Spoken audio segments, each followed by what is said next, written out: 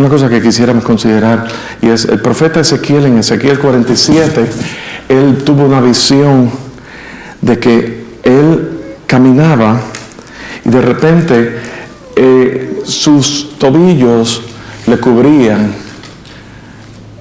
el agua le cubría hasta los tobillos, y luego se adentraba aún más y le cubría hasta las rodillas. Y mientras estaba en esa etapa en la vida, él todavía podía tocar fondo y podía caminar. O sea que el agua le cubría los tobillos, las rodillas. Pero llega un momento que mientras más se adentraba, yo quiero que usted compare el río del Señor, la presencia del Señor, con un momento en nuestras vidas donde al principio de nuestro andar en el Señor, ¿verdad?, nosotros estamos tocando fondo. El otro día, por poco, vamos a la playa de Jobos y nos agarró tremendo aguacero y tuvimos que... Jobos en Isabela, en Puerto Rico. Y nos agarró tremendo aguacero y que no pudimos hacerlo. Pero fuimos a la playa en mi país y esa experiencia de tú estar, primero te cubre las rodillas, después los tobillos, después las rodillas, y llega un momento en que el agua te arropa y te cubre. Dice el profeta Ezequiel en Ezequiel 47 de que de repente lo cubría, se volvió un gran río, y cuando se volvió un gran río, el río lo llevaba por las corrientes, y llegó un momento en que ya él estaba a nado, puro nado, nadando por sí solo, y el río lo llevaba. Y cuando estamos en la presencia del Señor, y la invitación que les queremos hacer es, yo no sé en qué etapa en su caminar en el Señor usted se encuentra en esta hora, pero hay momentos en nuestras vidas que al principio estamos nosotros, nos cubre, sentimos la presencia de Dios, sentimos ese gozo, sentimos el refrescar, nuestros pies están siendo refrescados con la palabra, con la presencia del Señor, y de repente nos adentramos a un poquito más y nos lleva hasta las rodillas, y qué sabroso, pero todavía estamos tocando fondo, todavía podemos caminar, todavía podemos tener un sentido de dirección. Pero cuando tú estás en la presencia del Señor y tú entras en las profundidades, en esas profundidades que hablaba el apóstol Pablo en Romanos, profundidades, las riquezas de la gloria de Dios, ¿verdad?, cuán insondables son sus caminos, ¿verdad?, todo ese tipo de cosas, ya tú estás totalmente, tu vida está siendo dirigida totalmente por el Señor. Y ahí es que podemos decir, Dios, tú eres nuestro sustento. Tú eres a mi vida aliento. Tu espíritu se deja sentir como el viento. Podemos sentir esa presencia del Señor dirigiéndonos. La presencia del Señor, que es una, ¿verdad?, dándonos consuelo, dándonos apoyo, dándonos levantándonos y restaurándonos en ese momento, en esa necesidad que tenemos todos nosotros. Y la invitación es a que nos abandonemos totalmente para Cristo. Nos abandonemos totalmente de nosotros mismos para Él. Y eso ocurre en la medida en que nosotros estamos entrando en esas profundidades de su presencia. Bendito el Señor. Vamos a orar. Padre, estamos tan agradecidos por tu presencia en nuestras vidas. Estamos tan agradecidos porque realmente tú eres un Dios verdadero, tú eres un Dios justo, tú eres un Dios que nos hablas y nos quieres hablar en esta tarde. Te pedimos que tú nos ministres por el poder de tu Santo Espíritu. Amén, amén, amén. Recordaba una novela que la escribió Nora Lee, que se titula en español La China Llora, China Cry. Posteriormente esa novela se hizo una película, una historia verídica de una familia en la China adinerada que de repente le sorprendió la revolución comunista de Mao Zedong, y esa familia adinerada, lo perdió todo porque el Estado le confiscó todas sus posesiones. Eso es lo que ocurre en los lugares donde existen regímenes comunistas. Y esta joven, que se llama Sun Nen Ji,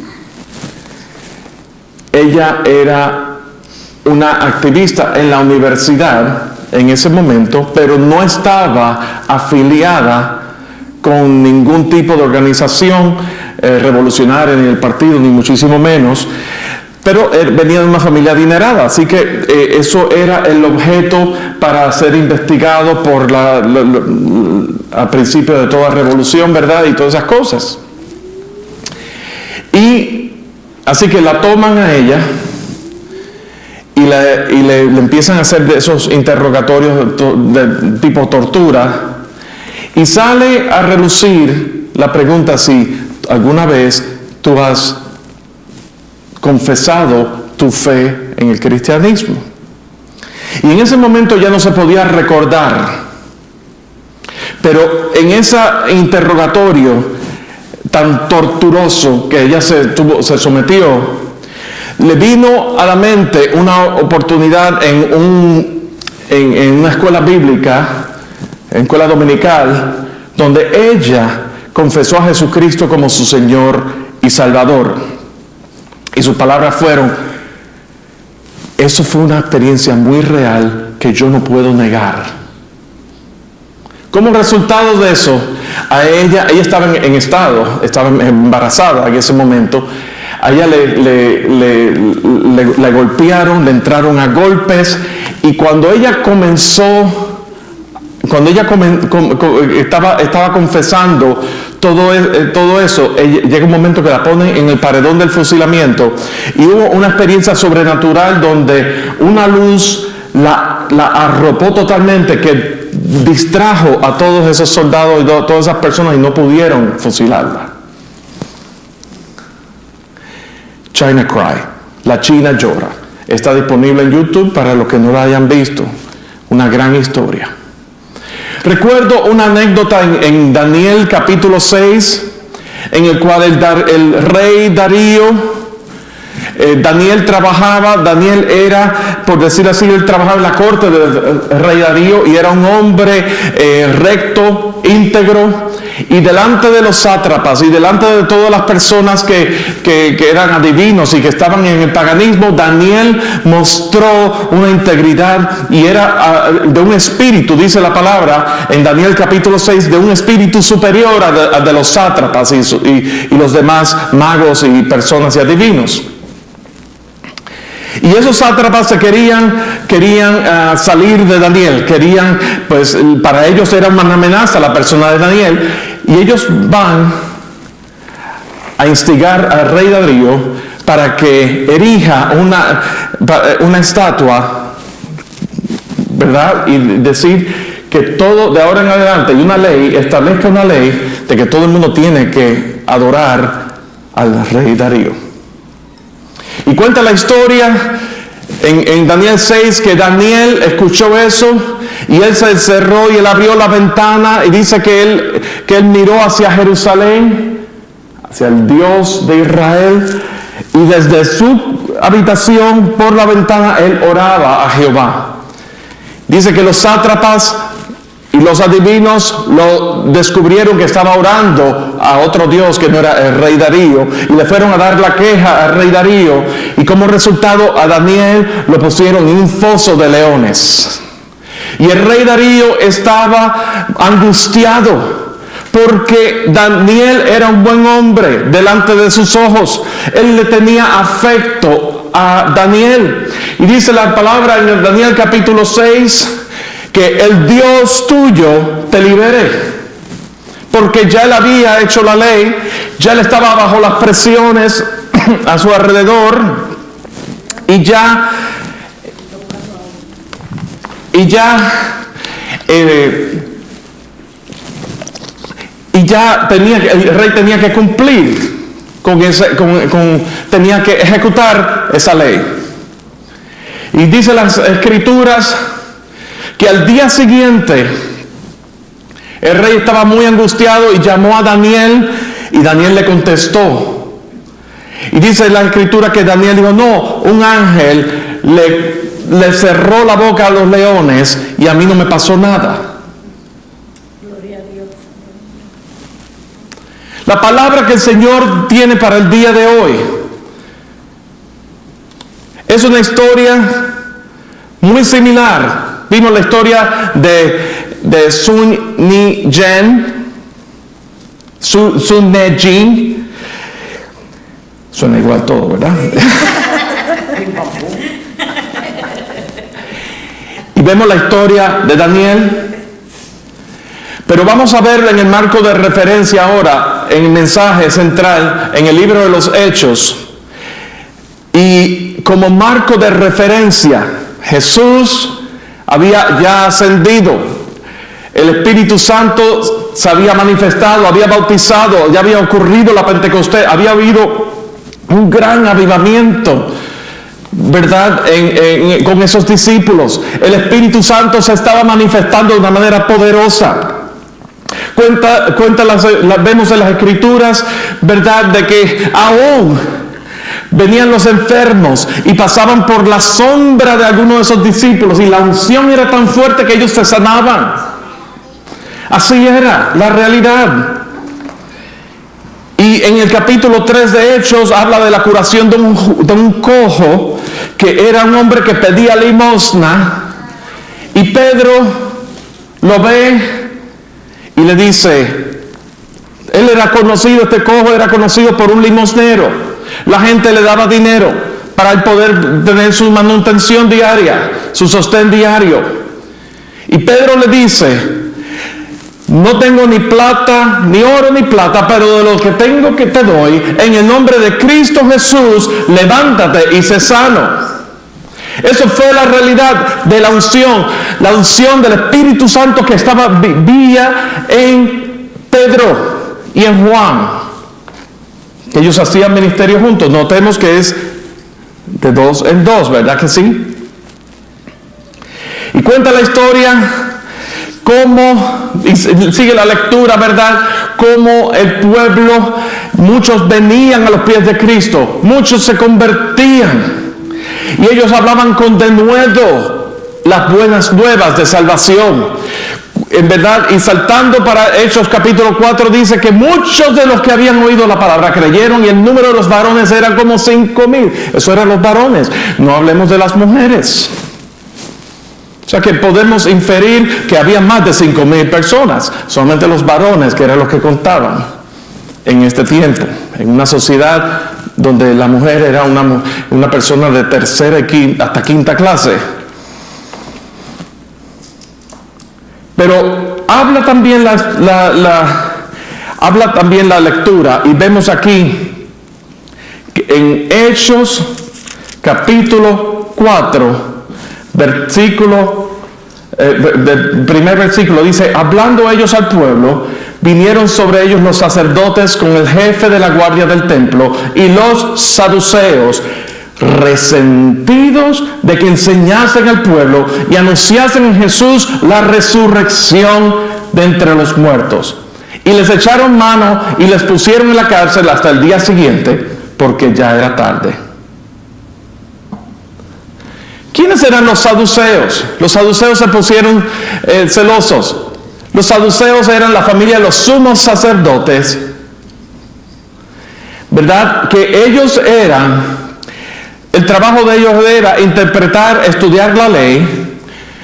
Este grupo, ¿verdad?, lo llaman por su nombre en el versículo 6, y el sumo sacerdote Anás, Caifás y Juan, que no era Juan el apóstol Juan, era Juan de la familia de los sumos sacerdotes saduceos, y Alejandro, todos los que eran de la familia de los sumos sacerdotes. El mismo Anás, los mismos que en Juan 18 acusaron a Jesús, arrestaron a Jesús, lo interrogaron, le golpearon y lo entregaron a los romanos. Los mismos personajes en Juan 18. Los mismos personajes que al mismo Pedro, que ahora está hablando, que ahora está en el ministerio, lleno del poder del Espíritu Santo, pero dándole hacia atrás el tiempo, el mismo Pedro, que estas mismas personas le preguntaron si él era uno de los discípulos, él le negó. Son las mismas personas. Queremos considerar que eran las mismas personas, literalmente, los mismos individuos que entregaron a Jesús a los romanos, lo arrestaron para que Jesús fuera crucificado. Y los discípulos habían visto eso. Los discípulos habían experimentado la angustia, el momento angustioso que Jesús pasó previo a su crucifixión. Ellos fueron los que lo mataron, lo crucificaron.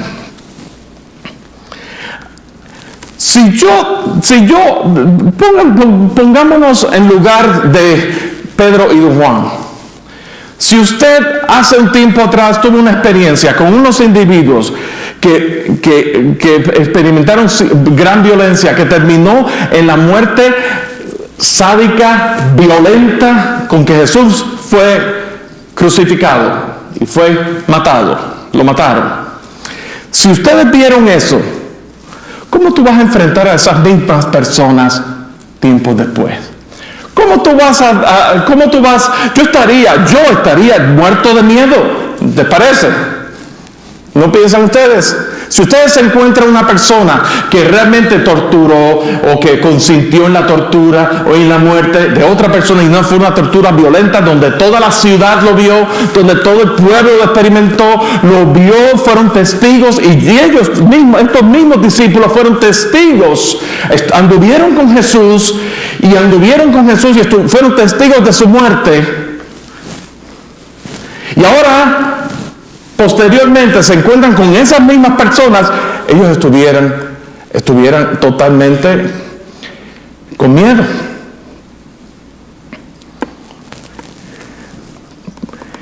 Pero esas mismas personas arrestaron a Pedro y a Juan. ¿Verdad? Era tarde y esperaron al día siguiente. Y al día siguiente les interrogan, versículo 7, ¿con qué potestad o con qué nombre habéis hecho vosotros estos? Entonces Pedro, lleno del Espíritu Santo, les dijo, gobernantes del pueblo y ancianos de Israel, puesto que hoy se nos interroga acerca del beneficio hecho a un hombre enfermo, que de manera este haya sido sanado, sea notorio a todos vosotros y a todo el pueblo de Israel, que en el nombre de Jesucristo de Nazaret, a quien vosotros crucificasteis y a quien Dios resucitó de los muertos, por él este hombre está en vuestra presencia, sano.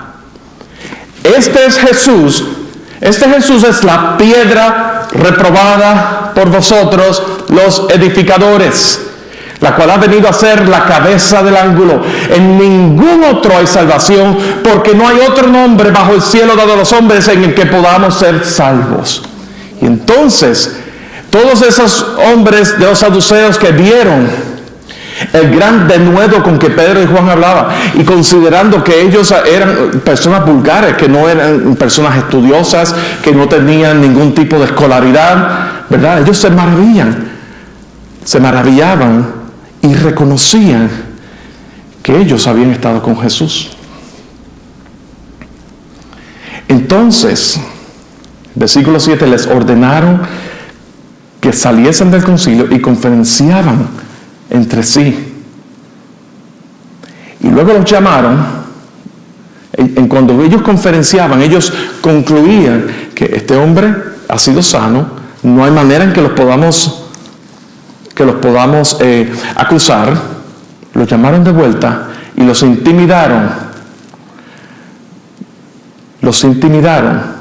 Versículo 8, que en ninguna manera hablasen ni enseñasen en el nombre de Jesús. ¿Quiénes eran estos saduceos? ¿Qué creían los saduceos? Los saduceos, la Biblia se refiere con frecuencia a los saduceos y los fariseos, y especialmente en el Nuevo Testamento, porque Jesús entraba constantemente en conflicto con ellos. Y los saduceos y los fariseos componían la clase gobernante del Israel espiritual. Pero los saduceos, en comparación a los saduceos estaban metidos más en la política. Los saduceos eran más, por decir así,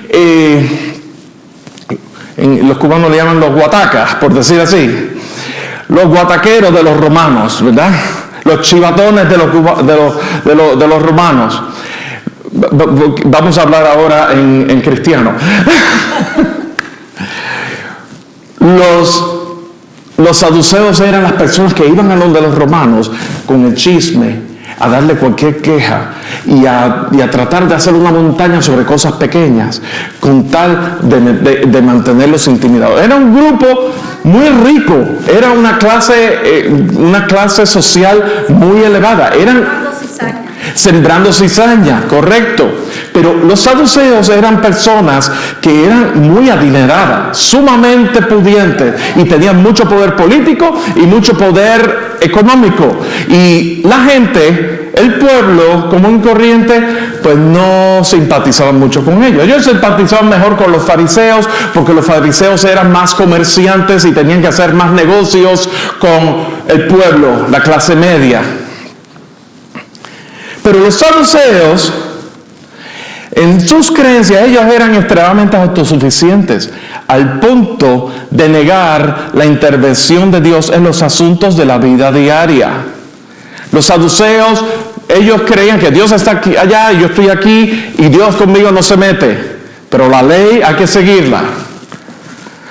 Ellos también, una de las cosas por las cuales, y lo vimos lo leímos, ¿verdad? En el versículo 2, resentidos de que enseñasen al pueblo y anunciasen en Jesús la resurrección de entre los muertos.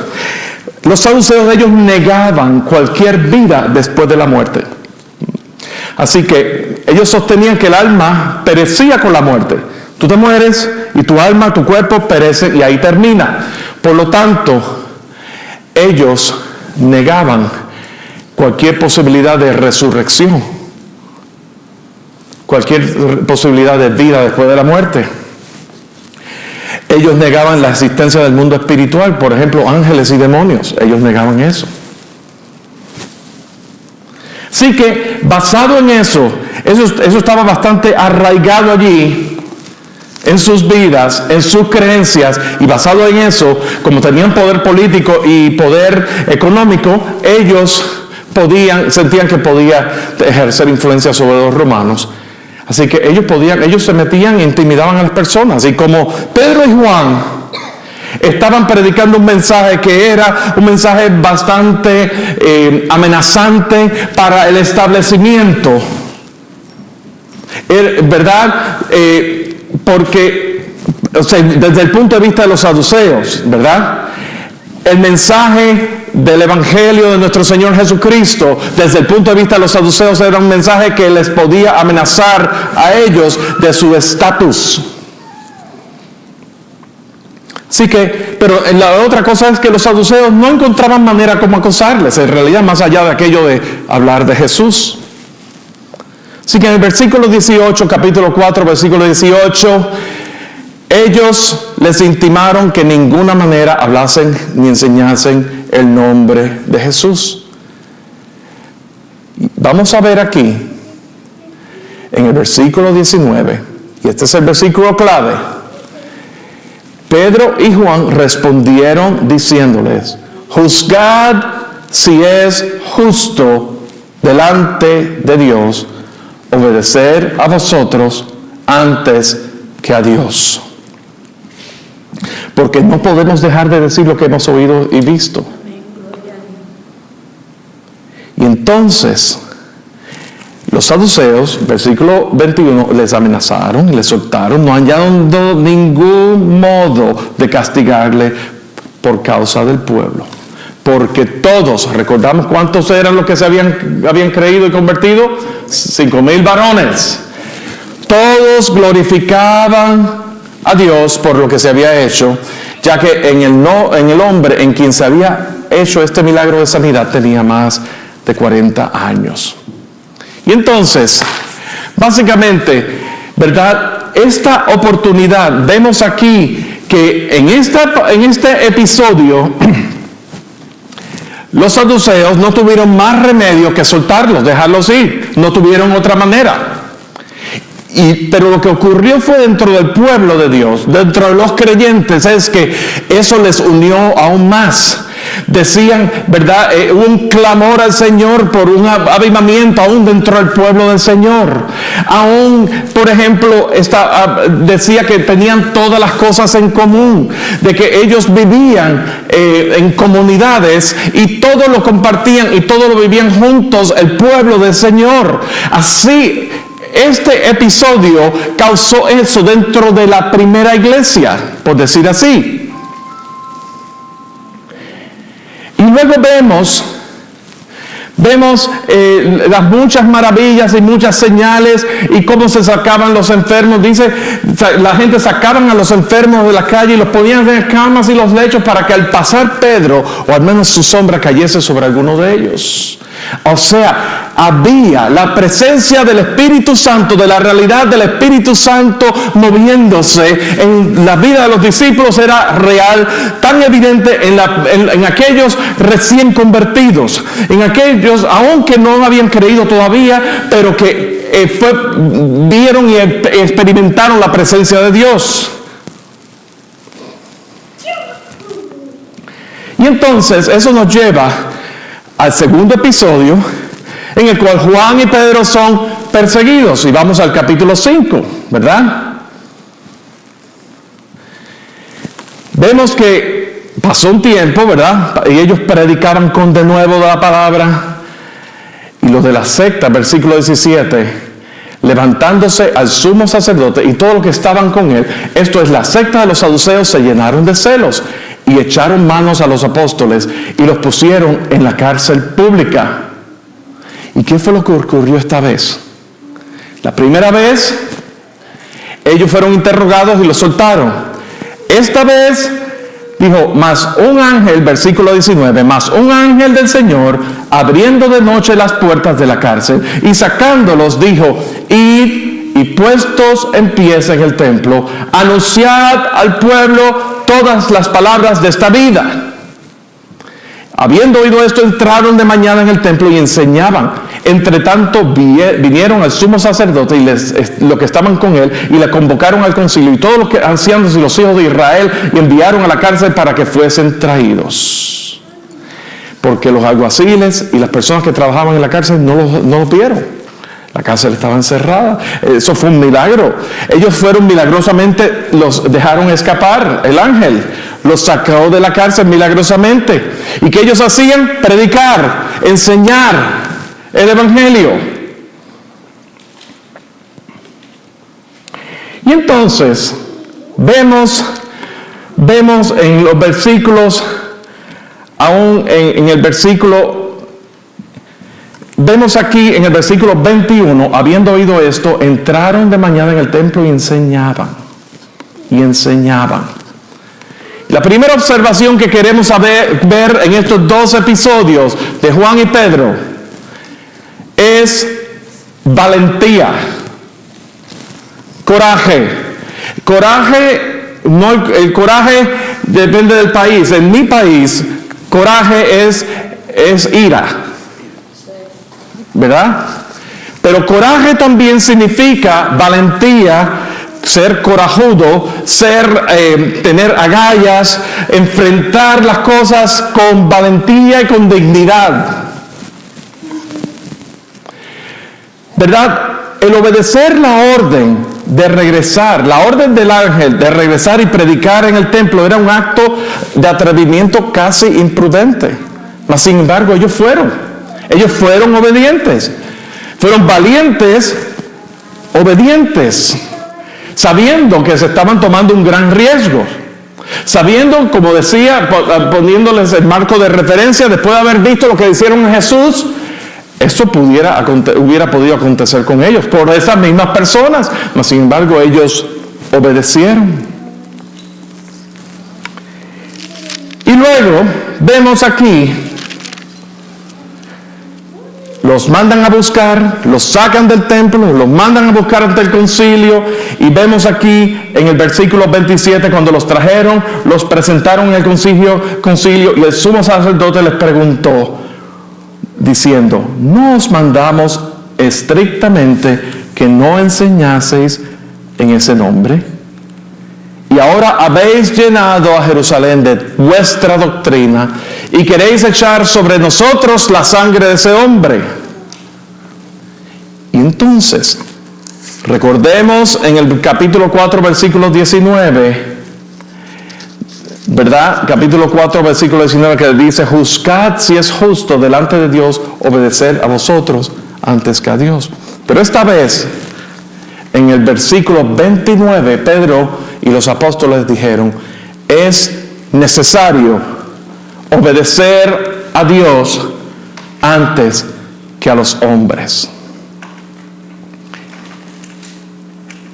Y aquí estamos hablando de que ellos estaban tan convencidos en sus corazones de la importancia de ser obedientes al Señor, obedientes en aquello que Dios les había llamado. Y la pregunta que yo quiero hacerte en esta tarde es, ¿cuán convencido tú estás de lo que has recibido del glorioso evangelio, que estás dispuesto o dispuesta a defender tus convicciones a pesar de las consecuencias que pueden haber?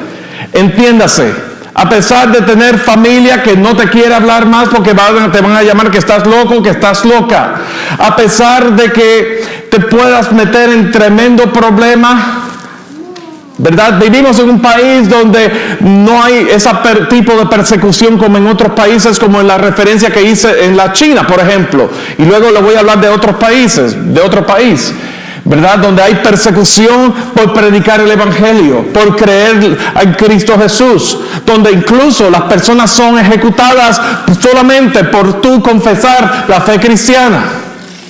¿Cuán dispuesta tú estás? ¿Tú sabes lo que ocurre?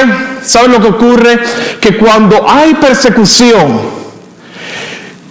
ahí es donde realmente la fe se prueba. Dice en Primera de Pedro, ¿verdad? Que en Primera de Pedro capítulo 1, que si es necesario que vuestra fe, que seáis afligidos en diversas pruebas, para que la fe, que es mucho más preciosa que el oro, sea el cual perecedero, se prueba con fuego, sea hallada en alabanza, gloria y honra cuando Jesucristo sea manifiesto.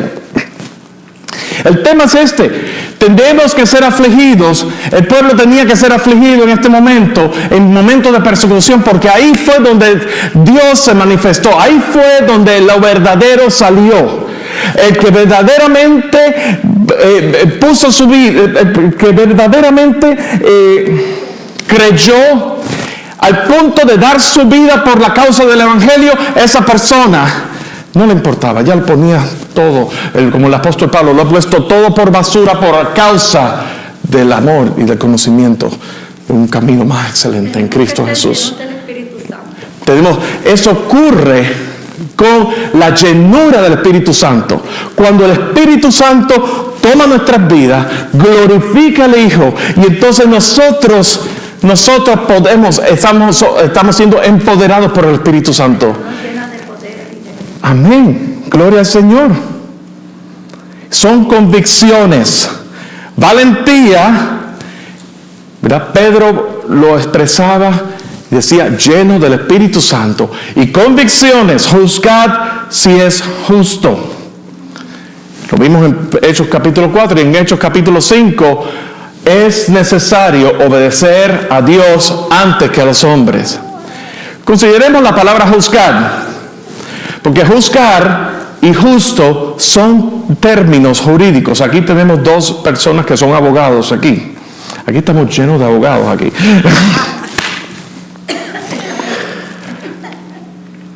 En el griego, la palabra juzgar o justo o justicia viene de la palabra dikaios, que es un término jurídico que en términos de lo que se está refiriendo aquí, dice, observando las leyes divinas, recto, justo, virtuoso, guardando los mandamientos de Dios, inocente, sin culpa, usado de él cuya manera de pensar y de sentir y de actuar está enteramente conformada a la voluntad de Dios. Solo Cristo verdaderamente. Considerad si es justo, juzgad vosotros si es justo seguir delante de Dios, obedecer a vosotros antes que a Dios. Aún en esa expresión de Pedro a los saduceos, que luego dice es necesario obedecer a Dios antes que los hombres, que eso es una declaración. Lo primero se lo pone a ellos para que ellos determinen, y no les encontraron causa. Y esta vez Pedro lo dice con más convencimiento: es necesario obedecer a Dios antes que a los hombres. Cuando hablamos de justo, estamos hablando de aquel que es justo. En Apocalipsis dice: justos y verdaderos son tus caminos, oh Rey de los santos. El salmista dice: la ley de Jehová es perfecta, el precepto de Jehová es justo, que alumbra los ojos. Dice: los mandamientos de Jehová son rectos, que alegran el corazón.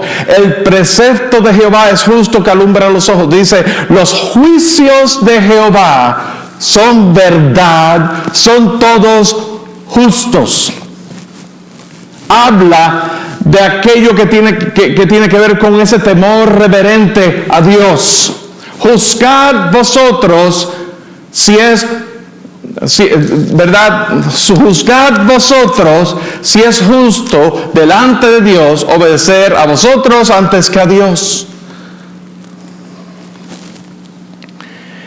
Estamos hablando aquí de que Juan y Pedro tenían principios, tenían convicciones, y su principio dominante era que en todas las circunstancias la obediencia a Dios debía de ser primero. Ellos nunca se preguntaron: ¿es seguro esta acción que vamos a tomar? ¿Es seguro nuestras vidas van a estar aseguradas aquí? No, ellos sabían el riesgo que se estaban tomando.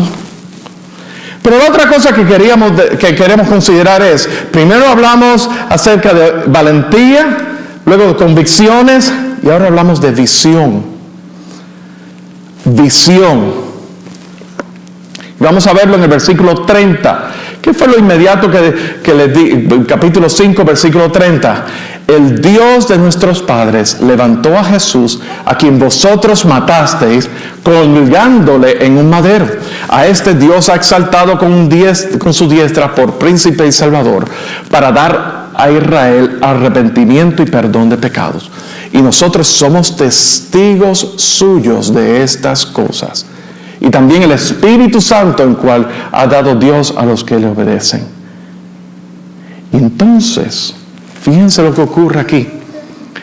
Cuando hablamos de visión, Juan y Pedro y los discípulos, ¿verdad? Porque este es el episodio específicamente con Juan y Pedro. Los discípulos, ellos sabían en quién habían creído, estaban convencidos en su corazón de quién habían creído. Ellos los pusieron entre la espada y la pared. Es necesario obedecer a Dios antes que a vosotros. Y enseguida la expresión, el discurso cambió hacia todo lo que es la presentación del Evangelio, hacia todo lo que tiene que ver con la presentación de las buenas nuevas, a todo lo que tiene un llamamiento al arrepentimiento, un llamamiento al convertirse a Cristo. Cuando tú te conviertes a Cristo, tú te estás tornando hacia Cristo.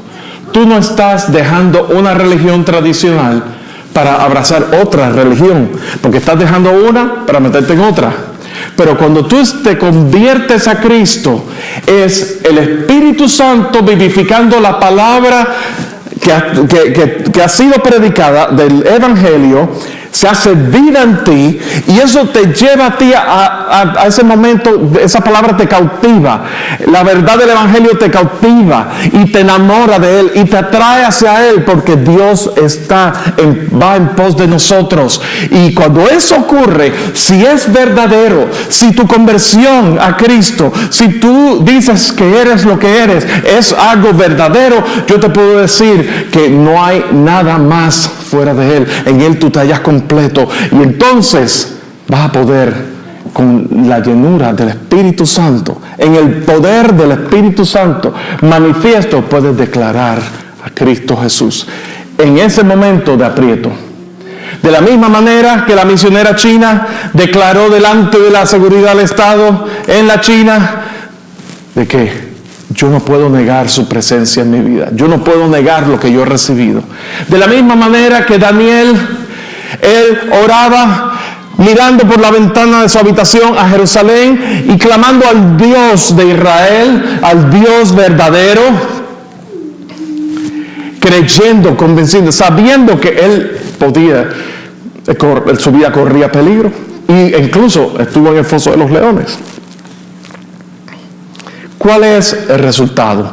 ¿Qué es lo que ocurrió aquí? Lo próximo que vamos a ver es que Dios mostró su fidelidad de una manera sobrenatural. Y lo vamos a ver en el versículo 33. ¿Verdad? Ellos querían matarlo. Cuando ellos escucharon la declaración de Pedro, ellos querían matarlo ahí mismo. Pero entonces había uno en el concilio de los fariseos que se llamaba Gamaliel, versículo 34, doctor de la ley, venerado por todo el pueblo, mandó a que sacasen fuera por un momento a los apóstoles. Gamaliel, de todas las personas, Gamaliel, dice doctor de la ley. Y no solamente era doctor de la ley. Cuando una persona es doctor de la ley, en los términos de hoy día, es como si esa persona hubiera estudiado en Harvard, en la Universidad de Harvard, o en la Universidad de Stanford o Yale. Estamos hablando de una persona bien preparada y al mismo tiempo venerado por todo el pueblo, muy respetada. Quiere decir que la gente lo respetaba, él era una eminencia. Y es ese mismo hombre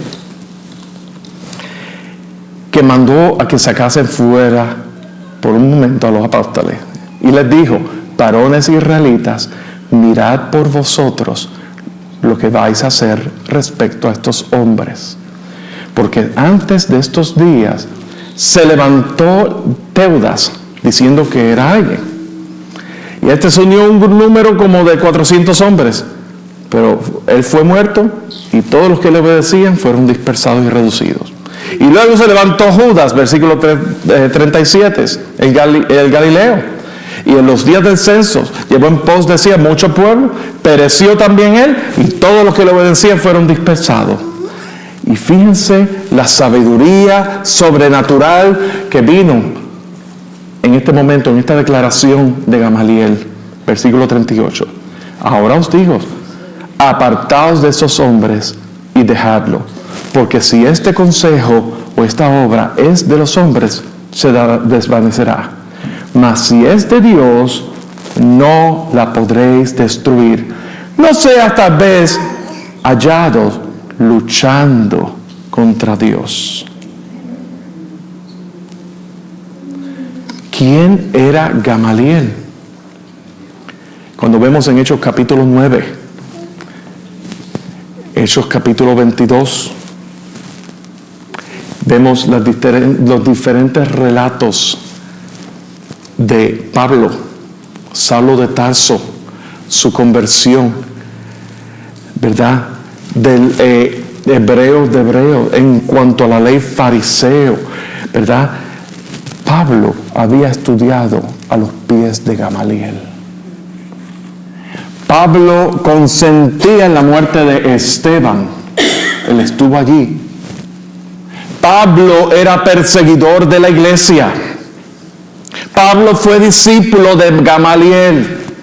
Saulo de Tarso discípulo de Gamaliel, este mismo Gamaliel que está diciendo, si es de los hombres se va a desvanecer, pero si es de Dios, no poder destruirla. No, cuídense, no sea que ustedes, en lugar de estar luchando con esos hombres que están persiguiendo a los del camino, ustedes estén luchando con Dios. Esa palabra se cumplió en Pablo, en Saulo de Tarso, porque camino a Damasco, Pablo estaba persiguiendo a la iglesia de Dios, y Saulo de Tarso se encontró sobrenaturalmente. Jesús mismo se le apareció. Jesús mismo le dijo: Saulo, Saulo, ¿por qué me persigues? Y ahí mismo Saulo cayó rendido. Una luz de la gloria de Dios que hasta lo cegó. Le dijo: ¿quién eres tú, Señor? Y Jesús le contestó: yo soy Jesús a quien tú persigues. Dura cosa te es dar coces contra el aguijón. ¿Qué es lo que quiere decir eso, dar coces contra el aguijón? Ustedes saben cuando en el caño, ¿verdad?, en el grifo de un lavamanos, ¿verdad?, que a veces la zapatilla está dañada y a veces hay un goteo así, y está así, esa gotica está dándole, y cuando viene a ver hace un hueco, ¿verdad? Dura cosa te es dar coces contra el aguijón. Estás persiguiendo, estás dándole, y te encontraste luchando contra Dios. Gamaliel era como un presagio de lo que iba a ocurrir aquí. Era como un presagio de que tengan cuidado, no sea que estén luchando contra Dios. ¿Y qué es lo que ocurrió? Los mandaron a buscar a los apóstoles. Una vez les hicieron caso a Gamaliel, los mandaron a buscar, les golpearon bien golpeado también, y los dejaron ir. Otra con más amenazas de que no predicaran el nombre de Jesús. Y versículo 41. Primero vimos que los resultados de la valentía, los resultados de lo que era de tener convicciones claras, y los resultados de tener visión, y todo eso en el poder del Espíritu Santo, eso trajo el favor de Dios sobre esos apóstoles, la protección de Dios sobrenatural que utilizó a un fariseo para que no los matase en ese momento. Eso fue lo primero, el favor de Dios. Dios mostró su fidelidad. Lo segundo es, versículo 41, ellos salieron de la presencia del concilio. ¿Cómo salieron ellos? Salieron gozosos de haber sido tenidos por dignos de parecer afrenta por causa del nombre con letra mayúscula. Y todos los días en el templo, por las casas, no cesaban de enseñar y predicar a Jesucristo. Así que vemos aquí que el poder del Espíritu Santo sobrecoge, llena, empodera. Llega un momento que, como en el ejemplo que decía al principio en Ezequiel 47, era un gran río y eran llevados por donde el río les llevaba, y ya ellos no estaba puro a nado, solamente llevado por el Espíritu Santo, guiándolos por donde quiera. Y así es tu vida en Cristo Jesús. Cuando en Juan 21, cuando Jesús le dice a Pedro: Simón Pedro, me amas. Luego dice, esto dando a entender con qué muerte había de glorificar a Dios. Dice que de cierto te digo que cuando eras joven te ceñías e ibas a donde querías, mas cuando seas viejo extenderás tus manos y te ceñirá otro y te llevará a donde no quieras. Y dice esto dando a entender con qué muerte habría de glorificar a Dios. Y con esto dijo: sígueme. Juzgad vosotros si es justo delante de Dios obedecer a vosotros antes que a Dios. Juzgad vosotros. la iglesia en Irán. Estos datos extraídos de La Voz de los Mártires. El pueblo, la nación iraní, 0.08% de los habitantes son cristianos. Irán sigue siendo una de las naciones más difíciles del mundo en las que ser cristiano puede implicar la muerte. Sin embargo, Irán está experimentando en estos momentos, según el worldnetdaily.com, que más iraníes han venido a Cristo en los últimos 30 años que en los anteriores 1400 años combinados. Y según Operación 2013, indica que el crecimiento del cristianismo en Irán como líder en el mundo entero, con un crecimiento anual aproximadamente de un 20%. Juzgad vosotros, juzgad si es justo delante de Dios obedecer a los hombres antes que a Dios. Pregunta, ¿qué significa creer en Dios para ti? ¿Quién es Jesús en tu vida? ¿Estás dispuesto a proclamarle y tomarte el riesgo que Juan y Pedro se tomaron? ¿Es la realidad de la vida de Cristo tan cierta en tu vida que puedes decir, juzgad si es justo delante de Dios, obedecer a Dios y no a los hombres? Nosotros vivimos en una nación muy bendecida por Dios y damos indiscriminadamente de cómo vivamos aquí, ¿verdad? Hay unas libertades que no tenemos incluso en nuestros países, incluso en mi propio país hay unas libertades que no tenemos, básicas.